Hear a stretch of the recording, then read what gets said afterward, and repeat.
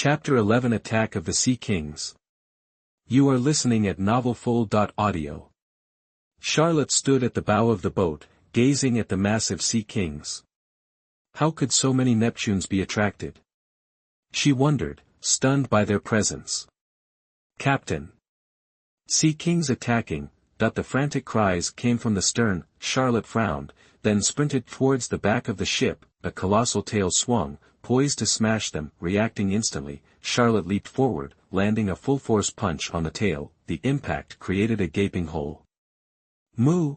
The Neptune, a monstrous creature with only its head visible, shrieked in agony. The sound triggered a chain reaction. The 7 or 8 sea kings surrounding the ship launched a coordinated attack. Charlotte, sensing their collective fury, cursed under her breath.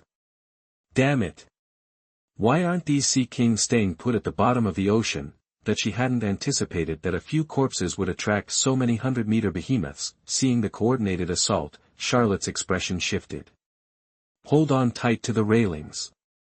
She roared, warning the crew. Then, she dove headfirst into the sea, rushing towards the Neptunes. Using her unique moon walk to propel herself across the water, she targeted a sea king around 70 meters in size, drawing her sword and unleashing a powerful 10-meter-long energy slash at its head. Ho!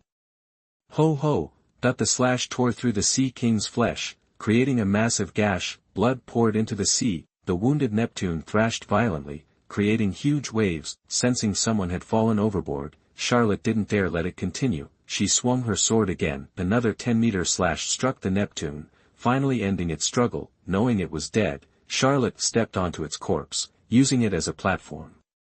Help! Glub glub! Help!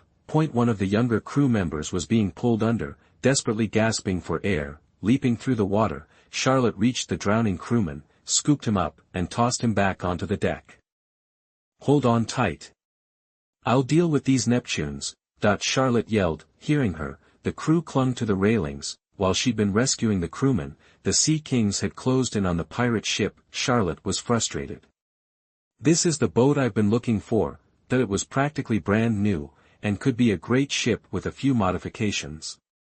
It couldn't be destroyed by these creatures. Charlotte leaped onto the deck and then onto the head of the nearest sea king, stabbing it with her sword. The blade pierced its flesh, unleashing a torrent of destructive energy into its brain. The sea king died instantly. Without hesitation, Charlotte charged towards the next one. The sudden deaths of 2 of their own made the Neptunes realize Charlotte was a threat. They abandoned their attack on the ship, surrounding Charlotte instead. Standing on the corpses of the fallen sea kings, sword in hand, Charlotte faced the remaining creatures. A tense standoff ensued, but it didn't last.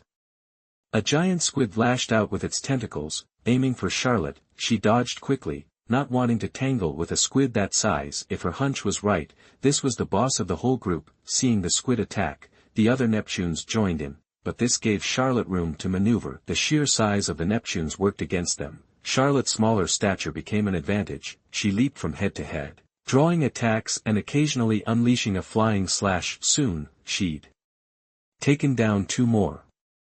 Ow! Roar! The sea kings roared in anger and fear. Some of the smaller ones dove into the depths, disappearing from Charlotte's sight. Only 3 Neptunes remained on the surface, including the squid. The sea, strangely, calmed. The 3 sea kings surrounded Charlotte. She stood ready to fight. The 4 ships following Charlotte had drifted far from the battlefield. The crew watched the battle through binoculars. Charlotte swallowed, feeling uneasy. Suddenly, a vision flashed in her mind, warning her of danger. She instantly leaped away. The squid, which had been facing Charlotte, sprayed a massive cloud of ink, covering the area where she'd been standing. The water turned pitch black. Leaping through the air, Charlotte was horrified by what she saw. It wasn't just ink. The squid's ink was corrosive. She hadn't expected that. Looking at the sea king corpse where the ink had landed, she saw it was dissolving. What kind of Neptune is this? Corrosive ink? Why wasn't this in the anime? Charlotte muttered, shocked. Lucky I saw that, or I might have been done for. Charlotte said, shaken. Then she felt a surge of anger. Fixing her gaze on the giant squid, she raised her hands and unleashed a powerful wave slash. The 10-meter-long arc of energy struck the squid. Its bulk prevented it from dodging, it raised its tentacles in defense, the wave ripped through them. "On!" The squid screamed in pain, ink gushed from its body, showering the sea. The two other Neptunes frantically retreated. Charlotte used the squid's pain to her advantage, leaping forward and slicing the squid in half. Chapter 12 The Mayor's Invitation. You are listening at novelfull.audio.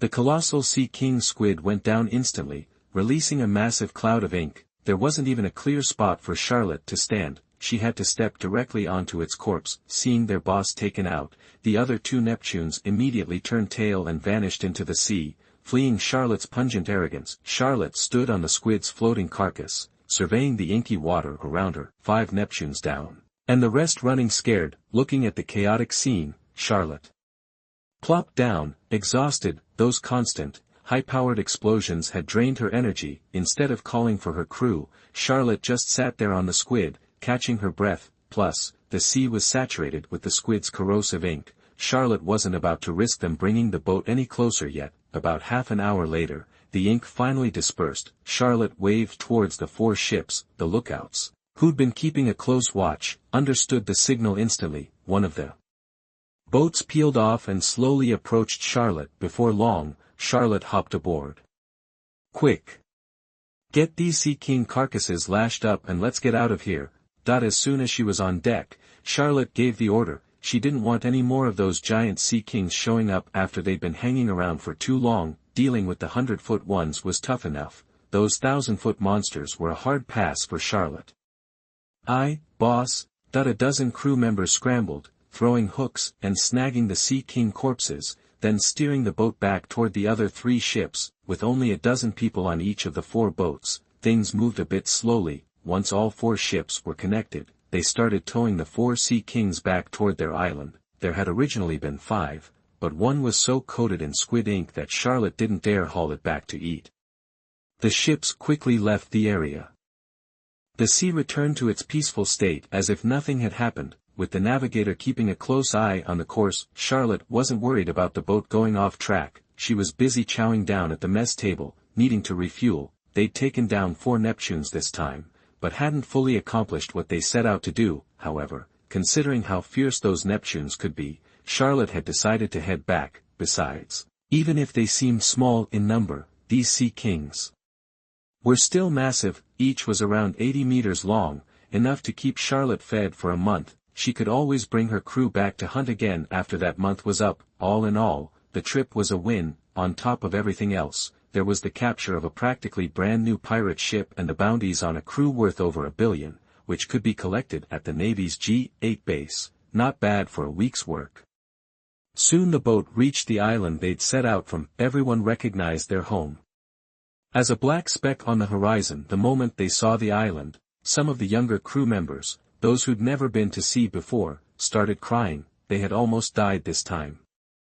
If it hadn't been for their boss, they'd be fish food by now. The younger crew members looked at Charlotte with newfound respect. Charlotte sensed the emotions of her crew, but said nothing, just kept eating the food that had been prepared. The ship pulled into port. Townspeople, dock workers, and merchants watched with interest. They wondered where the 4th ship came from, and they were amazed to see the 4 gigantic bodies being towed behind.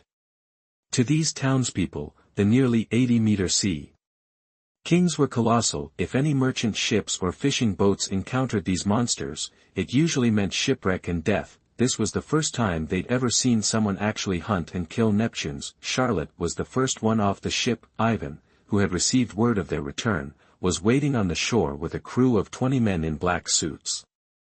Behind Ivan stood 5 beautiful maids, waiting respectfully. As soon as Charlotte stepped off the ship, Ivan came right over. "Boss, how was the trip? Must have been a good haul, right? Back so soon?" Ivan asked with a slight bow. Charlotte, picking her teeth with a toothpick, gestured over her shoulder. "Not bad, a little dicey at times, but we made it work. We bagged 4 sea kings, each about 80 meters, and captured a pirate ship. You can grab the pirate captain's head and cash it in for a bounty at the G8 base." Charlotte walked towards the town as she spoke. Ivan followed quietly, memorizing her instructions. He didn't speak until Charlotte had finished. Alright, boss, I'll have someone take care of it. Because of Charlotte, the wild wolf gang was expanding fast, and there were more people to share the workload with. Good. Get some food ready, I'm going to take a shower. Charlotte added. Ivan nodded and glanced at the maids who had come to greet Charlotte, and they immediately knew what to do, walking ahead toward the villa. Mr. Charlotte. Mr. Charlotte. Townspeople and merchants called out their greetings. Charlotte was used to it by now. Mr. Charlotte. The mayor wants to see you. Just as Charlotte was about to head home, a man in a security team uniform appeared and addressed Charlotte respectfully. Charlotte knew this man, they often dealt with each other due to the wild wolf gang. The mayor. Charlotte was a little confused. Why would the mayor be looking for him? Although puzzled, Charlotte followed the security team captain. He was curious to see what the mayor was up to. The last time the pirates he killed came to wreak havoc, the mayor didn't come to thank him, and today he's being called over. Why? Waving to Ivan, Charlotte followed the security captain. Not long after, Charlotte was led to a coffee shop. She went inside, but didn't see the mayor, only a middle-aged man dripping in jewelry. After bringing Charlotte to the man, the security captain bowed and left. You are. Charlotte frowned, a little annoyed. Something told her that this guy was bad news. Ha ha ha, I've heard a lot about our hero on Kame Island. This is our first meeting. My name is Randolph Chamberlain. I'm the new mayor of Kame Island. It's a pleasure to meet you, our Kame Island hero. Randolph Chamberlain stood and offered his hand. Charlotte looked at the outstretched hand, surprised for a moment, then shook it. Chapter 13. You are listening at novelfull.audio. The two men shook hands. Charlotte felt something new stirring in the other man's mind. This kid's the hero of Kame Island. He's way too young. Hope he doesn't mess with my plans. That's what Charlotte picked up as their hands met. So, there is something fishy going on. Charlotte's mental alarms went off. Hello, Mr. Chamberlain. Where's the previous mayor? Charlotte greeted him, still holding his hand. Chamberlain tried to pull away, but couldn't. He grimaced, letting Charlotte continue the handshake. Is this kid hitting on me? Randolph Chamberlain thought, but he kept his face neutral. The nerve of this guy calling me gay. Charlotte fumed inwardly. The last mayor retired because of his age. I'm not sure where he is now. I heard he took a trip, Chamberlain said, feigning contemplation. Damn it. Why's this brat so nosy? How the hell would I know where that old geezer is? The jerk swindled me out of 10 million berries and vanished. I'm still trying to track him down.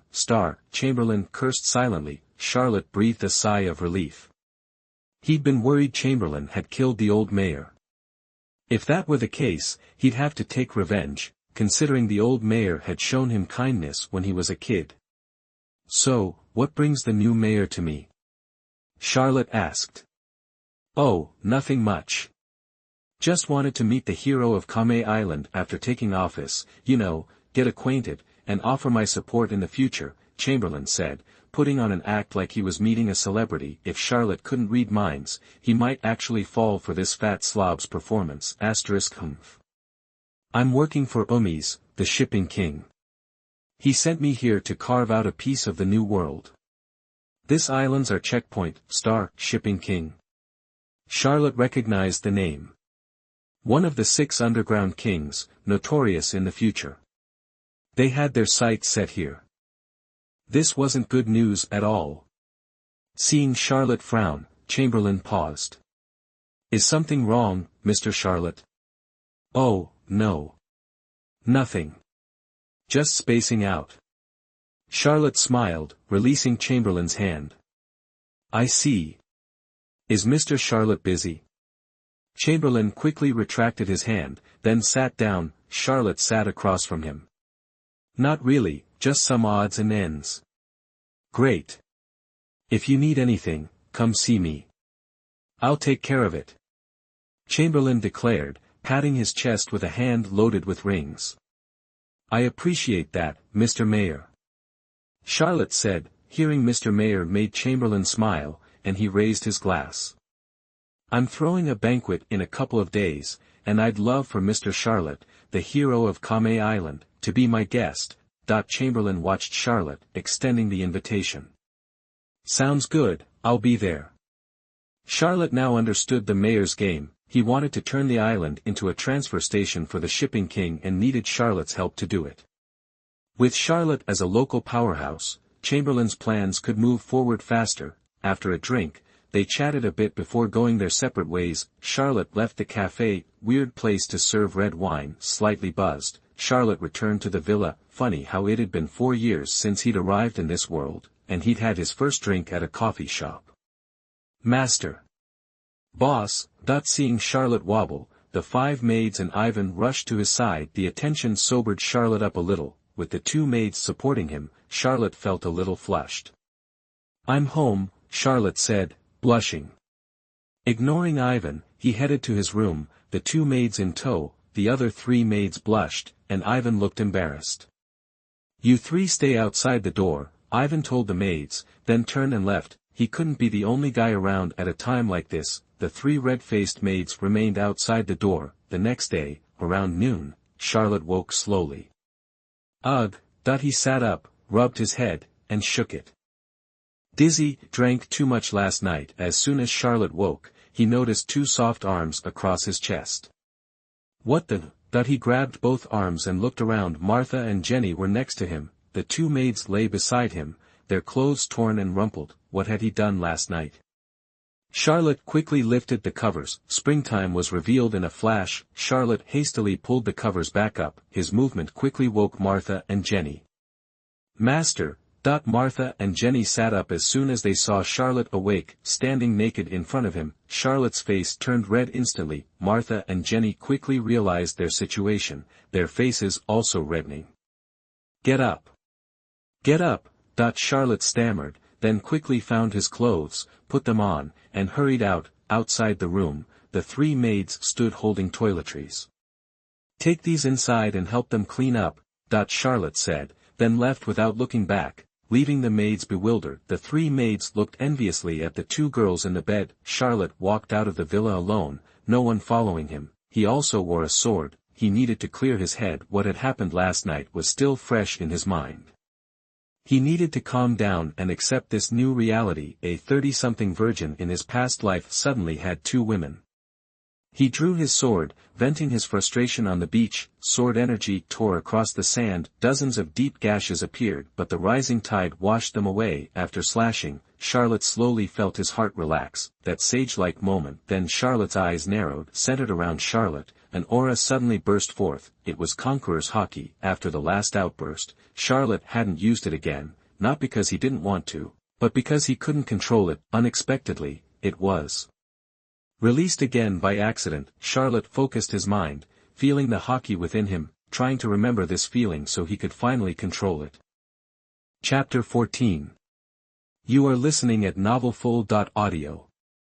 After what felt like forever, Charlotte's eyes snapped open just as that powerful presence seemed to fade. Suddenly, a new wave of energy surged from her, even stronger than before. The ocean rippled with the force, even the palm trees on the beach trembled. Charlotte grinned, watching the stunned fish.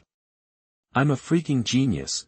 Instantly, she suppressed the energy. The world went still. Only the dead fish washed ashore knew what had just happened. Yes. I finally have control over this thing.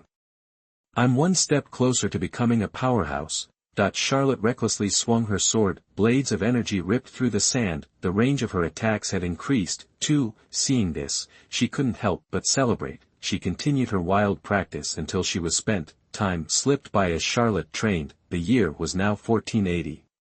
For the past year, Charlotte had spent every day on the beach, skipping the mountains. The seas had become infested with pirates due to the chaos caused by the Rocks pirates. Almost every other month, a new pirate crew would try to land at the port to rob the place. Charlotte took care of them and claimed the bounties. Her crew of underlings would collect the money discreetly, so no one suspected Charlotte. Thanks to Charlotte's efforts, the island had become a haven. It also became a popular stop for ships heading to ONEPECE. and the island's prosperity grew. The population had exploded from a little over 1,005 years ago to over 7,000, mostly refugees escaping the New World who Charlotte had rescued. On this island, Charlotte's name carried a lot of weight. Chamberlain, the Sea King's lackey, had a complete change of attitude toward Charlotte after seeing her wipe out the pirates.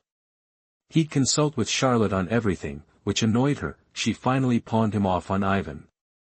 With more and more pirates showing up, Charlotte couldn't handle them all alone. In the latter half of the year, Charlotte chose about 50 of her most promising subordinates and trained them in her methods and energy sensing, making them fiercely loyal. These were either her sworn brothers or former slaves whom she had saved. They followed Charlotte's training and were becoming formidable fighters.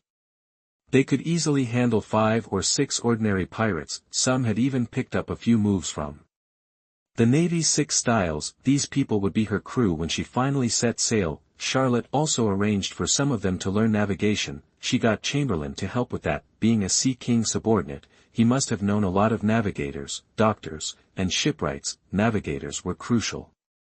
Charlotte had Ivan select a few trusted men to study with the navigator and recruited several doctors to train her dozen or so maids. Over the year, Charlotte had rescued many trafficked slaves, including numerous women, and offered them positions in her household. As for shipwrights and cooks, she had plenty on the island. With a simple order, she could instantly gather more than a dozen: a navigator, a cook, and a shipwright, the 3 essential skills for any seafaring venture. Charlotte had them all. All that was left was the ship. Initially, Charlotte had planned to build a vessel of around 50 meters, but with the increase in pirates, Charlotte's wealth grew rapidly. The flimsy protection from before wasn't cutting it anymore. When Chamberlain heard about Charlotte's shipbuilding project, he offered his support. He knew Charlotte was destined for greatness. She had eliminated over 1,000 pirates this year alone. He had reported this to the Sea King, who immediately took an interest in Charlotte. After gathering information and learning that Charlotte was still a teenager, the Sea King marveled at the emergence of such a prodigy. He instructed Chamberlain to help Charlotte but to keep his own identity a secret. Chamberlain went all out. Navigators, recruited, materials, the best, short of the atom tree. Seeing that she had the funding, the materials, and the shipwrights, Charlotte gave the go-ahead. She was building a behemoth, 120 meters long, 30 meters wide, and 40 meters high. Construction was underway at the port, estimated to take about a year. With only 7,000 people on the island, there were only about 70 shipwrights, and only a dozen were working on Charlotte's ship. Since Charlotte wasn't planning on setting sail for another 3 years, she wasn't worried. She had already mastered armament hockey. Now, she spent her days training her underlings and refining her hockey. Her days were full.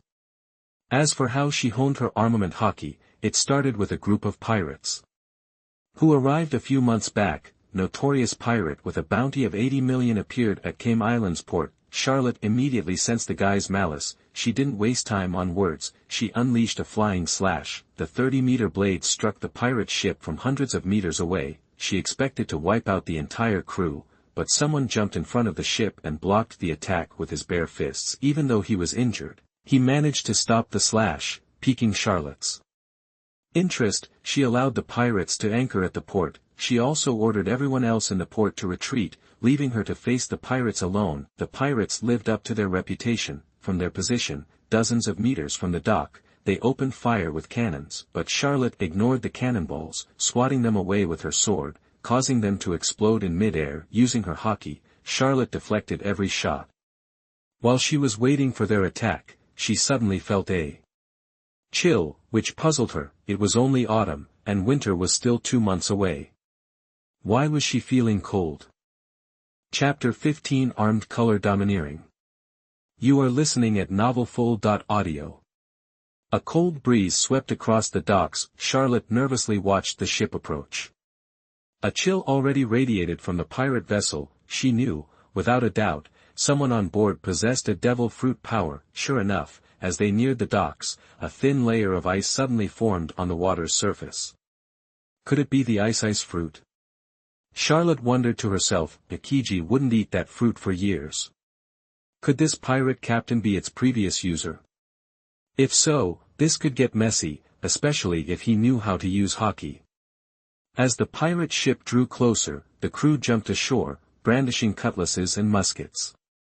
The last one off was the captain, the one who'd blocked Charlotte's attack. The captain, sporting a fancy hat, spotted the young man with the sword standing before him.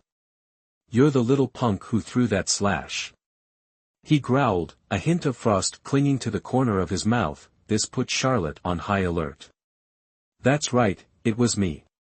Pirates aren't welcome here," Charlotte said, stepping forward. The captain stared, then burst into laughter. "Ha ha ha. Kid, you're kidding me, right? You, a little pipsqueak, pulled off some kind of hero's slash. Did you just wake up from a nap?" The 50 or so pirates around him joined in the mocking laughter. "Captain, I'm dying here.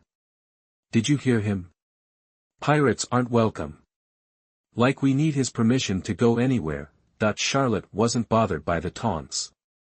He simply raised his hand. A massive, 100-foot-long arc of sword energy shot toward the laughing pirates. *wump*, the laughter died instantly. More than 30 pirates had been cut down in a single strike. *gulp*, someone swallowed hard. The sound was deafening in the sudden silence. "Holy crap. Captain, this kid's a real swordsman." The remaining pirates cowered behind their captain, fear etched on their faces. "Damn it. I'm not blind," the captain snapped, frowning. He stepped forward. "Hey, kid, how'd you like to join the chill pirates? I'll even forget all about what just happened. What do you say?" Charlotte blinked, surprised. Then he threw his head back and laughed. "Ha ha ha ha. Who do you think you are, trying to recruit me?" Suddenly, an aura of conqueror's haki exploded outward from Charlotte, sweeping across the pirates. "Ugh!" A series of muffled groans came from behind the captain. He turned to see his crew collapsing to the ground.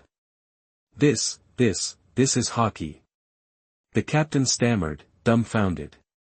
He hadn't expected a kid like this to possess such a rare gift. "This kid's a natural-born king," the pirate captain gritted his teeth. He couldn't let this go. He refused to believe he couldn't beat a brat. A murderous glint flashed in his eyes. White smoke began to rise from his fists, accompanied by a chilling gust of air. "You're gonna regret this, kid." He launched himself at Charlotte. The movement looked familiar to Charlotte. It was the Navy's 6 styles technique, shave. Despite his surprise, Charlotte didn't panic. He gripped his sword, ready to meet the captain head-on. *clang*. That's armament haki. Sword met fist, unleashing a shower of sparks. Charlotte recognized the black coating on the captain's hands instantly.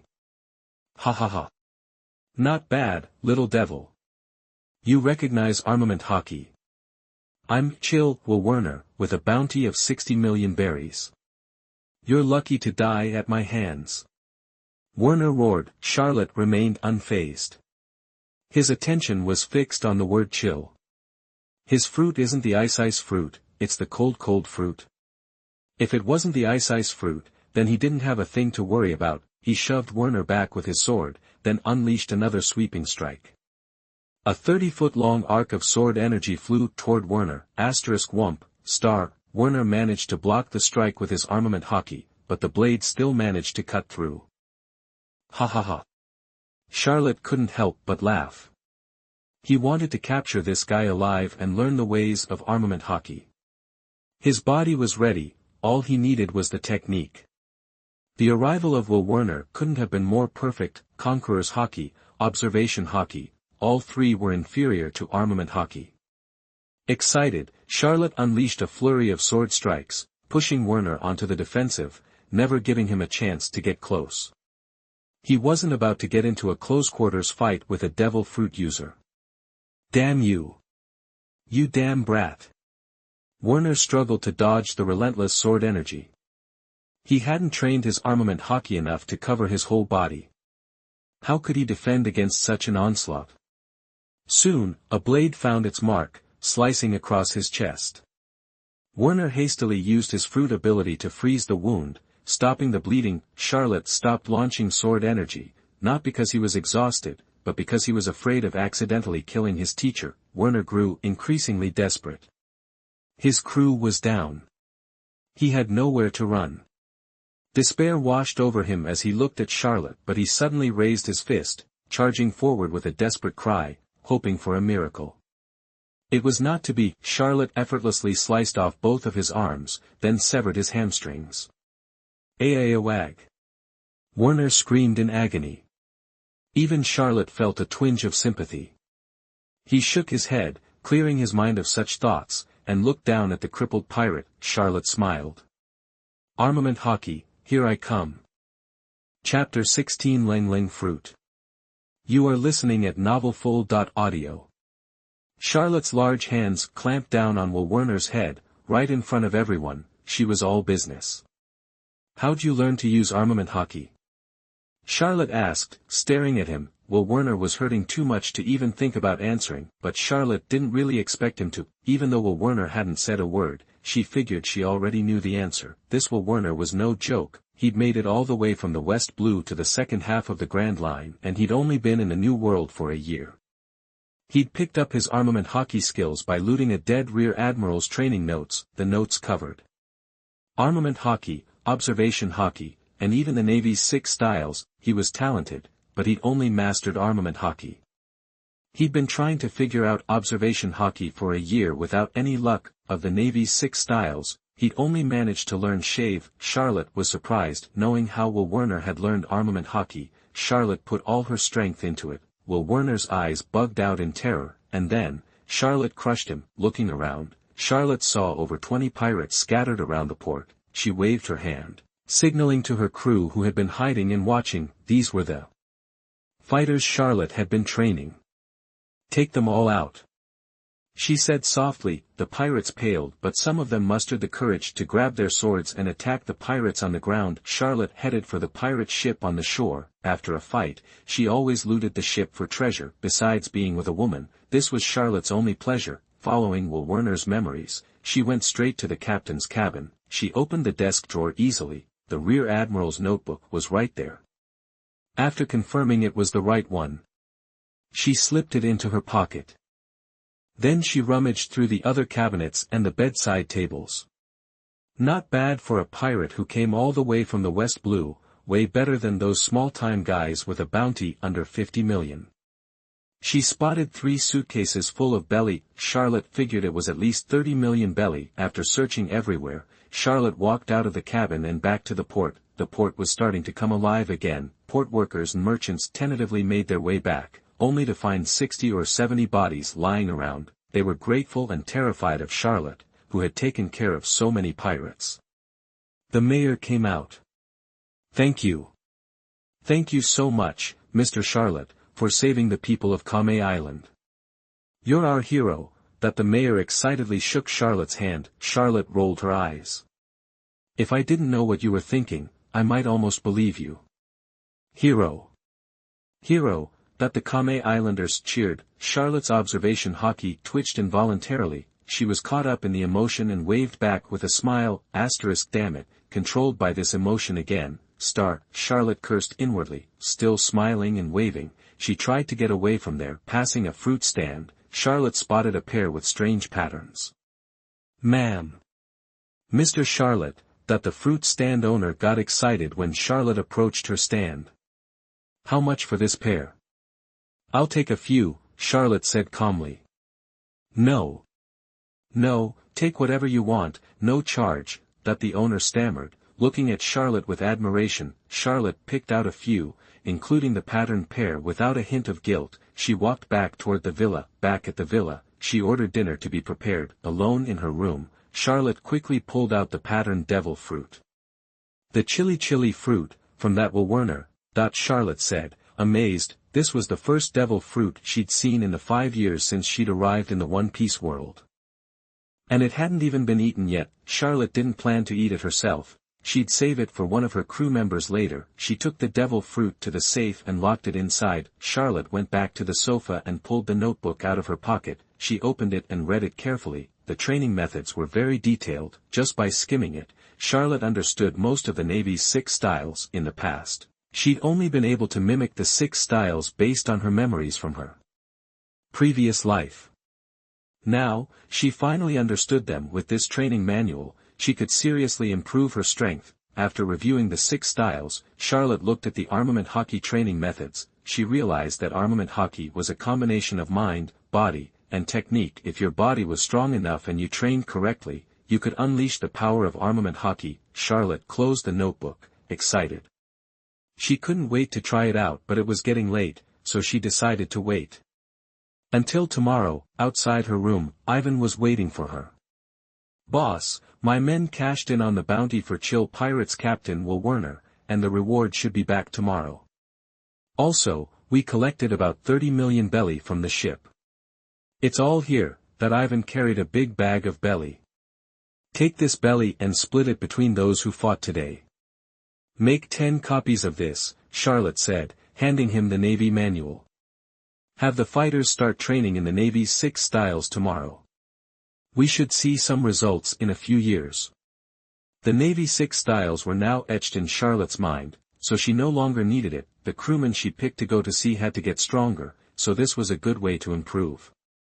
"Yes, boss. I'll take care of it as soon as I get back. Everyone will train according to the manual, and I guarantee results within a year."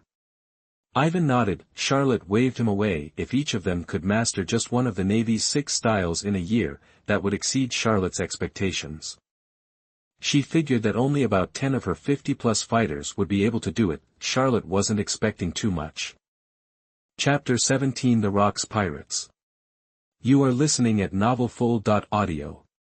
May 1480, Lunar Calendar. Charlotte was practicing her swordsmanship by the sea when a sudden feeling hit her. "What's going on? I've got a really bad feeling all of a sudden." That she stopped, sword in hand, and scanned the horizon. The sea was empty. Meanwhile, elsewhere at sea, "Captain Rocks. You're incredible. Another Navy base taken down." That the air crackled with artillery fire, screams, and the sounds of desperate fighting. A tall, red-haired man watched the scene with a cold expression, while the pirates around him cheered. "Gwahaha. With this stronghold gone, the Navy will lose complete control of the middle of the Grand Line's second half." Beside the red-haired man stood a blonde giant, easily 6 or 7 meters tall, grinning as he watched the carnage with a huge blade in hand. "Newgate's right. The second half of the Grand Line will be ours before long." Another man, around 2 meters tall with a cigar clenched between his teeth and 2 swords at his sides, chimed in. "Well, then Lingling will get all the desserts she wants." A tall woman with a fiery figure, clad in a red leather jacket, added. She towered over even the 6 or 7 meter man beside her. If Charlotte had been there, she would have instantly recognized them. Edward Newgate, later known as Whitebeard, Shiki the Golden Lion, and Charlotte Linlen, the future Big Mom. "Let's wrap this up. We don't have time to waste." The red-haired man barked. "Gwahaha. You got it, Captain. Time to move." Newgate, a white aura enveloping his blade, swung his Murakumajiri at the Marine General directing the battle. A massive shockwave slammed into the officer. The Major General's eyes widened in despair as the wave engulfed him. The shockwave continued, carving through the landscape and ripping up the island. The entire island shuddered. "Jia ha ha ha ha ha ha. Save some for me, Newgate." Lion's Mane Majesty. Shiki the Golden Lion touched the ground, instantly creating 3 massive lion heads made of earth, unleashing a blind barrage on everyone. "Boss Shiki, we're on your side. Help. Boss Shiki. Hey. Help us. Damn it. Justice will prevail." Marines and pirates alike cried out as the lion heads crashed around them. "Shiki, at this rate, you'll kill our own crew." Newgate frowned at the sight. His beard wasn't yet the snow-white mane of his later years, but it was clearly on its way. "Jia ha ha ha. Anyone who can't handle one of my moves isn't worth being a crew member. Besides, there are plenty of those small-time pirates out there. Easy to replace. You worried about that?" Shiki sneered at the panicking pirates. Newgate fell silent, and no one else dared to speak up. Eventually, under Shiki's control, the Navy's G8 branch vanished into the sea, leaving 10 pirate ships laden with treasure ready to head home. Shachi. Any islands nearby where we can resupply? The red-haired Rox asked his navigator, Shachi. Let me see. Shachi unfurled a chart. Captain, there's a small island nearby, enough to support 1,000 people. But according to my sources, there's someone very strong there. Over the past year, several pirates have gotten too close and had their heads sent to the Navy for the bounty. Shachi consulted the report in his hand. Strong guy. How strong? Shiki the Golden Lion asked dismissively, cigar clenched between his teeth. Apparently, he can unleash sword beams. The report says he's young, and the island itself isn't simple. It's under the influence of ONEPECE, one of the 6 kings of the underworld, Shachi said. ONEPECE? The underground rat? Shiki scoffed, annoyed by the interruption. Shachi glanced helplessly at Captain Rox. Interesting. A young swordsman who can swing sword beams. Let's go take a look. Rox said, with a love for collecting talent. This island piqued his interest. Aye, Captain. Shachi swiftly ordered his men to change course, signaling the other 9 ships. Gwahaha. Looks like we might have a new recruit. Newgate chuckled, taking a swig of liquor. Recruit? Someone who can't even take one hit from me doesn't deserve to be a part of the Golden Lion pirates. Shiki retorted, looking down on the idea. Newgate ignored him and kept drinking. Shiki didn't bother pressing the issue. Rox, meanwhile, stood at the bow, gazing out at the endless sea, lost in thought. The fleet quickly turned and headed for Kame Island. Back on Kame Island, Charlotte's anxiety grew stronger. She stood motionless at the port, bracing herself for the unknown danger. Others looked at her, puzzled by her stillness, but dared not ask what was wrong. Charlotte ignored them, her eyes fixed on the sea. The men mocked her and walked away. Just when everyone was ready to ignore it, Charlotte spoke. Everyone in town, run to the mountains. Hurry. Pirates are coming. Charlotte's powerful Kanbunchaku Haki had detected a massive fleet approaching the port. The workers, merchants, and peddlers at the port were startled by her sudden cry. They looked towards the sea. The sea was calm and empty. Run. Get to the mountains. A lot of pirates are coming this time. Charlotte repeated. Many townspeople were starting to react. Seeing Charlotte's serious expression, they dropped their work and fled towards the mountains behind the town. These were the ones who trusted Charlotte, though she had saved countless times over the past year. But there were others who didn't believe her or had never heard of her, mostly merchants from out of town. They refused to believe a kid's nonsense. Besides, none of them saw any ships at sea. They decided to stay, even telling the dockworkers not to run. Chapter 18. You are listening at novelfull.audio. But the dockworkers were locals, and they trusted Charlotte so completely that they scattered in a flash. Charlotte didn't need to warn those still hanging around. He'd given his warning. Sticking around was just asking for trouble. The port began to empty out. Those who remained started to freak out, especially seeing Charlotte's intense gaze fixed on the horizon. Everyone turned to look. At first, it was just a tiny speck. But as it grew closer, they could make out 10 massive ships and flying from the lead ship, a pirate skull flag. Panic seized the merchants and gawkers who hadn't left. They tried to flee, but it was too late. The ships were fast, and they'd already spotted Charlotte on the dock. Heh heh heh. Is that the sword master who can fly and slash? Let's see what he's got. Golden Lion Gold Roger clamped down on his cigar, raised his sword, and swung it at Charlotte. Instantly, a 50-meter wave of energy hurtled towards Charlotte from several hundred meters away. Charlotte frowned. Straight to the attack, huh? He retaliated with a similar, equally massive wave of energy. The 2 blasts of power screamed across the water, colliding just short of the port. Boom, star, neither gave way. They locked in a standoff on the sea, then dissipated into the ocean. The eyes of everyone still on the pier nearly bugged out of their heads. No way. This can't be happening. Every eye was glued to the scene, including the crew of the Rox pirates. What? Captain Shiki's attack was blocked? There's a strong guy on this island. The pirates were stunned that his strike was neutralized. TCH. You wouldn't know, Shiki wasn't even trying.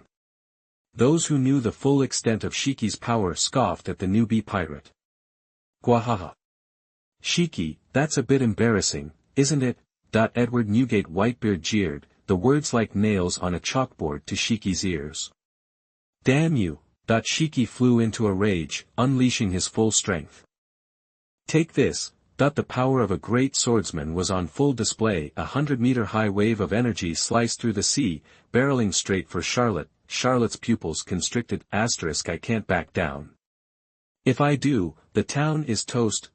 Summoning every ounce of his strength, he launched dozens of slashes at the incoming wave, but each of Charlotte's attacks was weaker than Shiki's original strike. The sword energy was eventually shredded by Charlotte's relentless assault. Even Edward Newgate was taken aback.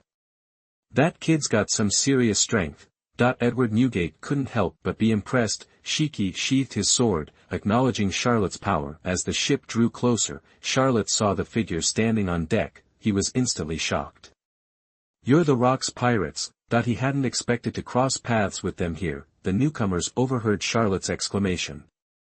Heh heh heh heh. Looks like we've made quite a name for ourselves. Golden Lion Shiki bellowed. Who are you, brat? The Golden Lion oozed arrogance, and charged toward Charlotte, demanding. Sensing the raw power, Charlotte released his own aura. I'm Rockefeller Charlotte. And this is my home. Charlotte declared, refusing to be intimidated. Seeing Charlotte's aura, everyone tensed. They thought he was just a swordsman, not someone with the potential for conqueror's hockey. Even Charlotte Lin Big Mom, who initially hadn't cared much, and Kaido, who was backing her up, grew serious. Rock's D. Jaibeck had a faint smile tugging at the corner of his mouth. Rockefeller Charlotte, the Golden Lion muttered. Hey kid, want to join our crew? I could make you an officer. Charlotte frowned. No, I'm not ready to set sail yet, and I definitely don't want to be under your command. Someday, I'll start my own crew and be the captain myself. Charlotte flatly refused. Golden Lion's brow furrowed. Huh?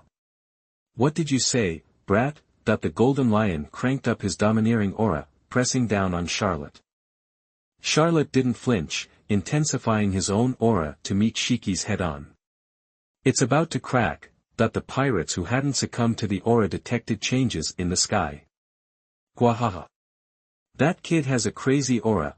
Edward Newgate chuckled, taking another swig of booze. He couldn't resist jumping in, unleashing a colossal force of his own. 3 conquerors' hockey clashed in the sky. Seeing Edward Newgate's participation, Charlotte Lin and Kaido also unleashed their own powers. 5 forces of aura collided in the sky. The pirates who were still conscious fainted on the deck.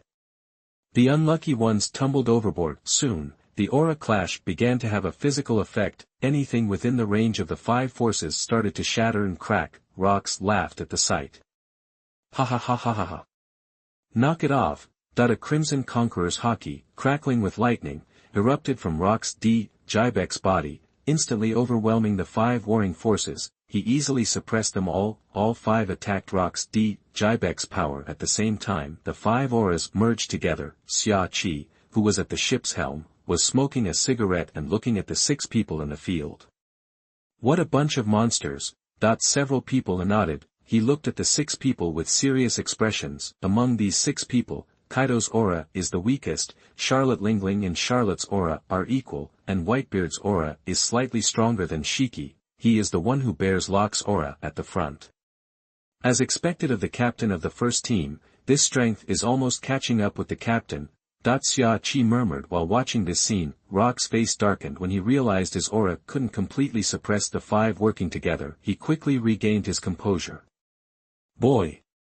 I'm giving you 2 choices. 1, join the Rock's pirates. 2, die. Rock said flatly. Charlotte fell silent, lost in thought. Then, Charlotte resumed his aura. Fine. I'll join. Charlotte said expressionlessly. Chapter 19 Captain of the 8th Division. You are listening at novelfull.audio. Under Rock's intense gaze, Charlotte had no choice but to agree. After all, he didn't want to die. Ha ha ha. Welcome aboard, Charlotte. Rox said, a satisfied grin spreading across his face. Charlotte nodded. Edward Newgate just stared blankly. Golden Lion Shiki watched the scene, puffing on his cigar. Charlotte Lin was busy devouring cake, oblivious to everything. Kaido stood behind her, a silent, expressionless presence. Charlotte glanced around, then quietly stepped out of the way. Rox nodded, pleased, then they all jumped down to the port. Now this is a nice little port town. Rox D. Giblek exclaimed, looking at the scene before him. Charlotte's heart skipped a beat. Rox, as your new crewmate, could you promise me you won't harm this island?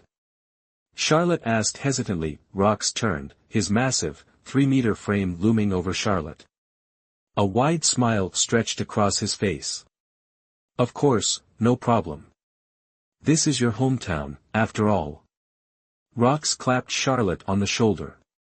However, Rox continued, his gaze sweeping over the crew pouring out of the 10 ships behind him. I can promise not to touch it myself, but I can't guarantee the same for my crew. You'll have to show them just how powerful you are. That the crew, eyes glinting with greed, were already eyeing the bustling port and the peaceful town beyond. Charlotte glanced sideways at the hungry-looking pirates behind Rox. These guys, it's a fight to the death, then? He asked Rox, his voice even. Rox raised an eyebrow. That's up to you, my dear crewmate. He said indifferently. Charlotte understood. He drew the long sword at his waist and stepped towards the 9 pirates who were disembarking. Want to loot? You'll have to get through my blade first. Charlotte said coldly, leveling his sword. Rox and his senior officers stood back to watch the show. Heh heh heh heh. Newgate, I bet this kid can handle these guys in half an hour. Golden Lion Shiki said, chomping down on his cigar. Edward Newgate just glared at him and ignored him. The Golden Lion shrugged. Aside from Rox, the only one on this ship he was wary of was Edward Newgate. The others didn't bother him. Anyone else who dared to treat him like that would already be on the receiving end of his sword. The pirates, on hearing Charlotte's words, were taken aback for a moment, then erupted in laughter. Kid! Who do you think you are?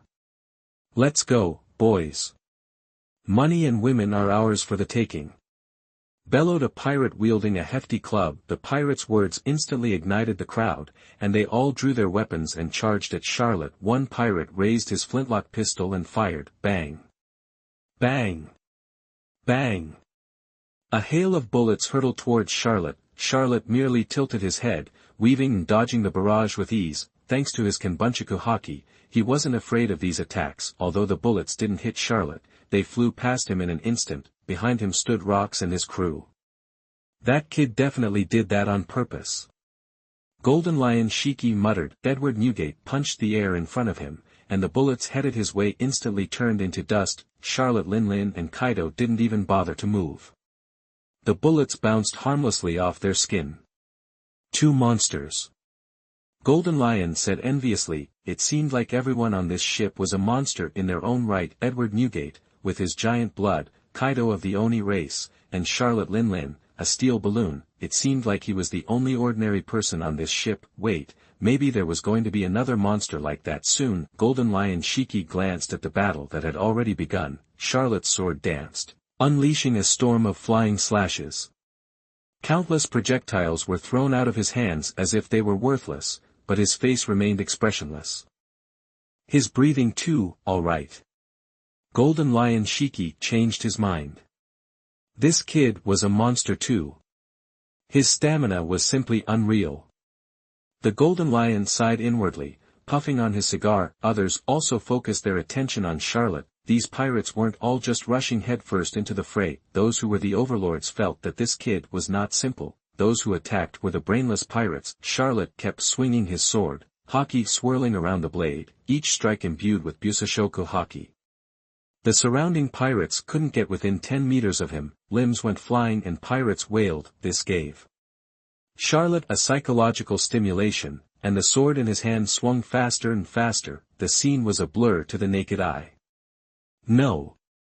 No, I don't want treasure, and I don't want women.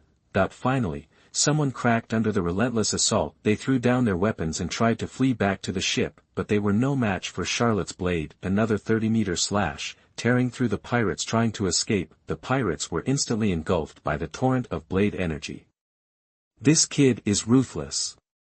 He's even killing those who surrendered. Edward Newgate frowned. He had a deep aversion to unnecessary violence. Seeing what Charlotte was doing made him uncomfortable. No one responded to his words. Rox watched Charlotte with a smile on his face. Golden Lion smoked his cigar, indifferent. Charlotte Linlin ate cake, unfazed by the carnage. Kaido remained silent, observing. Edward Newgate sighed inwardly. He wasn't sure if joining this pirate crew had been the right choice. All he wanted was a place to belong. Charlotte swiftly cleared the port of pirates.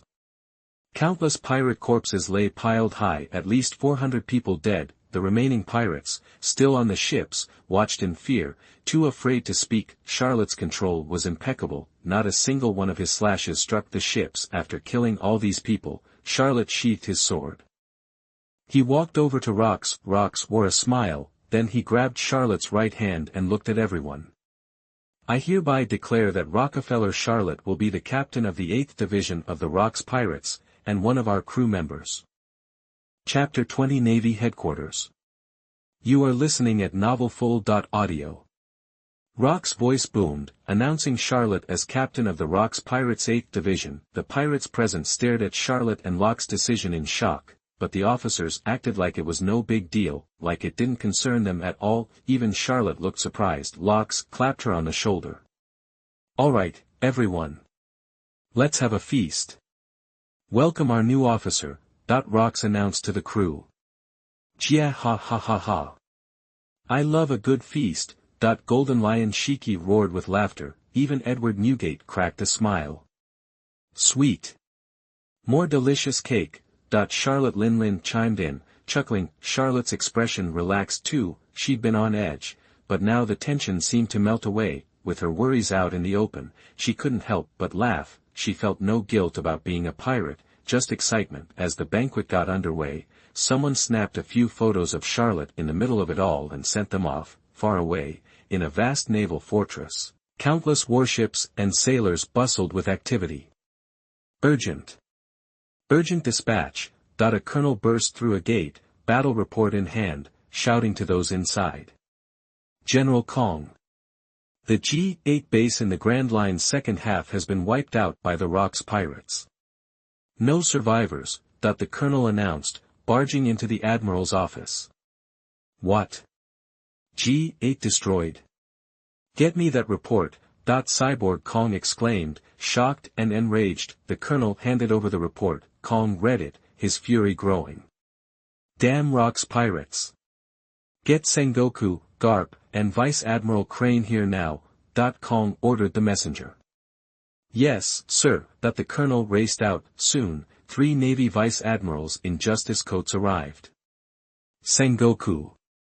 Take a look at this, Kong handed the report to Sengoku. Sengoku scanned it. G8 destroyed. No survivors. His face darkened. He passed the report to Vice Admiral Crane, who in turn gave it to Garp. After reading it, Garp's usual smile vanished, replaced by a grim expression.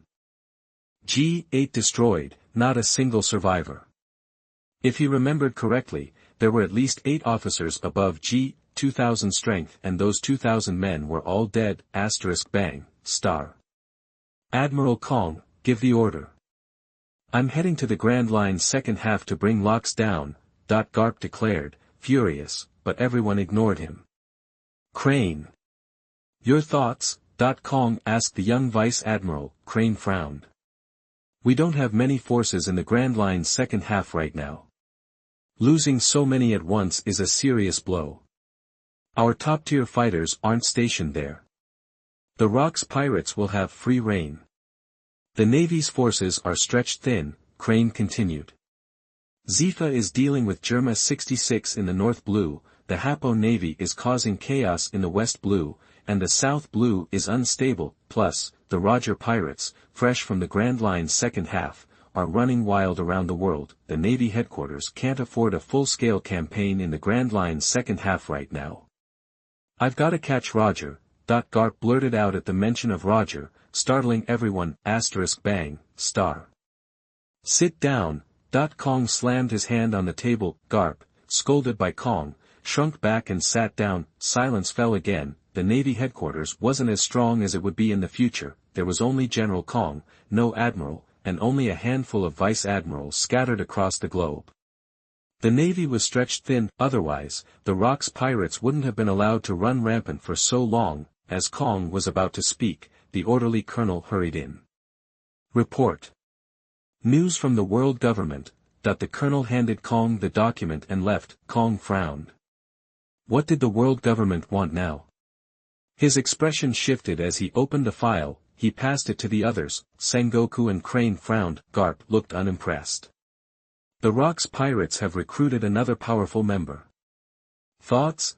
Kong asked. Sengoku and Crane just frowned, they said nothing. Alright, let's put a bounty on her head. What's a fitting reward? Kong asked. 80 million. Judging by her strength, she's probably a swordsman. 80 million is right, Sengoku suggested. Crane nodded in agreement. Garp was indifferent. Very well. 80 million it is. Kong nodded and ordered the messengers to issue the bounty. Along with the bounty came the news that the Navy's G8 base had been destroyed. Extra. Extra. The Navy's G8 base destroyed by the Rock's pirates. No survivors. Rock's pirates recruit new member. Rockefeller, Charlotte, swordsman, 80 million belly bounty, dead or alive, captain of the Rock's Pirates 8th Division. As the news gulls delivered the papers worldwide, chaos erupted, the ambitious set sail, while ordinary citizens lived in fear, countless people were thrown into turmoil by the news. Damn it! Who authorized Morgans to print this? Arrest him! World government officials raged at the news of the G8 base being spread across the globe. Order the Navy to launch a campaign in the Grand Line's second half and wipe out those pirates. World government leaders demanded, furious. The Navy was also in disarray, questions bombarded them. Kong felt immense pressure, he summoned the same group for another meeting. The world government has ordered the Navy headquarters to clean up the pirates in the Grand Line's second half. Sengoku, Garp, and several vice admirals from headquarters will head to the Grand Line. Crane, you'll stay behind to oversee operations. After Kong issued the order, the Navy headquarters erupted, the fleet docked at the headquarters began to mobilize. General Kong led 7 or 8 vice admirals and over a dozen rear admirals on a departure that Morgans instantly spread around the world. This infuriated the world government even further. They dispatched CP0 to arrest Morgans.